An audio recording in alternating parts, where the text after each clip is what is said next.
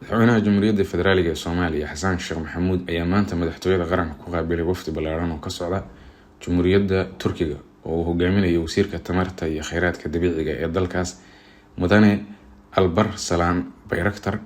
madaxweynaha Jamhuuriyadda iyo wasiirka ayaa kulankooda iskula soo qaaday sidii loo xoojin lahaa xiriirka laba geesoodka istiraatiijiga ah ee ka dhexeeya labada dal ee Soomaaliya iyo Turkiga,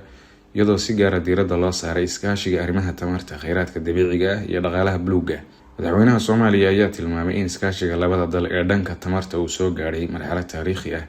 oo shacabka labada dal ay ku faani karaan, isagoo hoosta ka xariiqay in soo xirashada markabka Kagri Bay uu bal cusub oo dahabi ah u furay dadaalada ay dowladda Soomaaliya ugu jirtay sidii sare loogu qaadi lahaa kobaca dhaqaalaha dalka, shaqo abuurka iyo ka faa'iidaysiga kheyraadka dabiiciga ah ee ceegaaga Soomaaliya iyo barigeeda. dhankiisa wasiir Albar Salaan Bayraktar ayaa uga mahadceliyay madaxweynaha Jamhuuriyadda iyo shacabka Soomaaliyeed soo dhaweynta iyo martisoorka qaayaha leh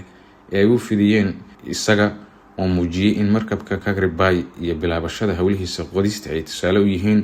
ka midho dhalinta yoolasha iskaashiga tamarta ee Soomaaliya iyo Turkiga ka dhexeeya.